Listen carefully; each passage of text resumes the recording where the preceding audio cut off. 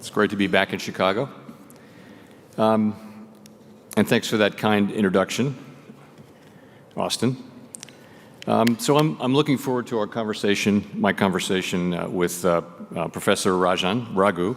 But first, I'll briefly discuss the outlook for the economy and monetary policy. So, at the Fed, we are always focused on the dual mandate goals that Congress has given us: maximum employment and stable prices. Despite heightened uncertainty and downside risks, the U.S. economy is still in a solid position. The labor market is at or near maximum employment.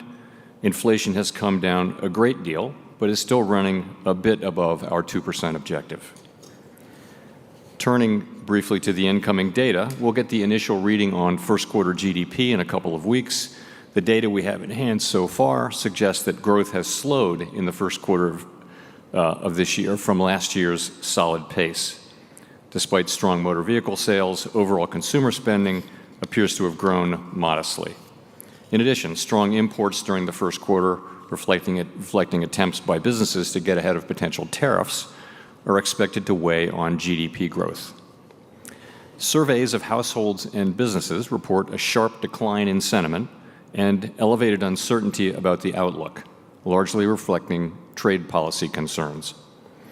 Outside forecasts for the full year are coming down, and for the most part, point to continued slowing, but still positive growth.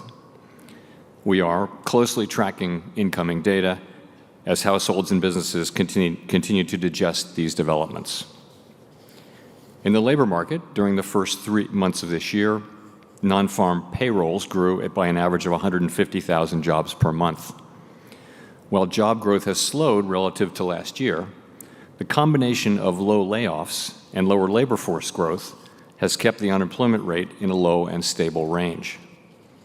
Meanwhile, the ratio of job openings to unemployed job seekers has remained just above 1, near its pre-pandemic level. Wage growth has continued to moderate while still outpacing inflation. Overall, the labor market appears to be in solid condition and broadly in balance, and is not a significant source of inflationary pressure.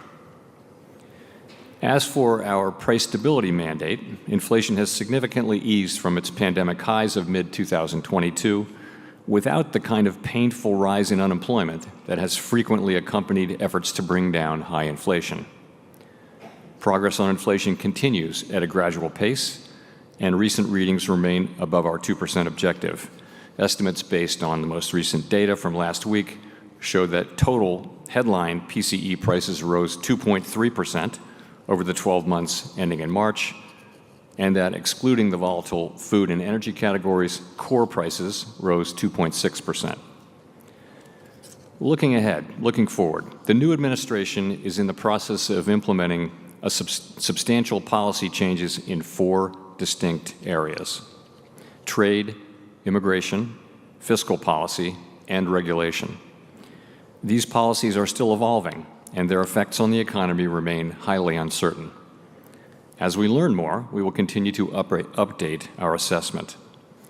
The level of tariff increases announced so far is significantly larger than anticipated, and the same is likely to be true of the economic effects, which will include higher inflation and slower growth.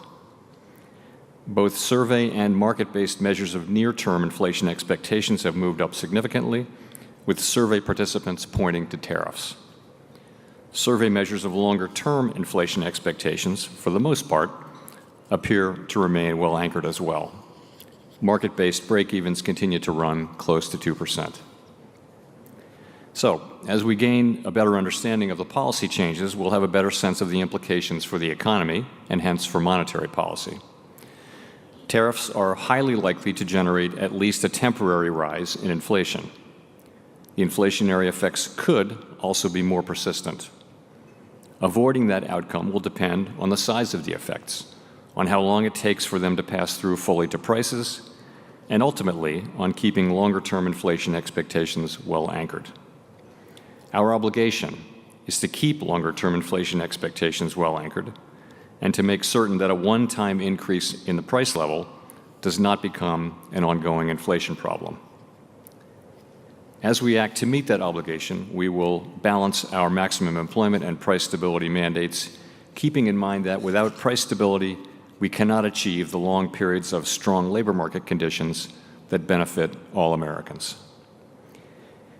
We may find ourselves in the challenging scenario in which our dual mandate goals are in tension. If that were to occur, we would consider how far the economy is from each goal and the potentially different time horizons over which those respective gaps would be anticipated to close. As that great Chicagoan Ferris Bueller once noted, life moves pretty fast. For the time being, we are well positioned to wait for greater clarity before considering any adjustments to our policy stance. We continue to analyze the incoming data, the evolving outlook, and the balance of risks.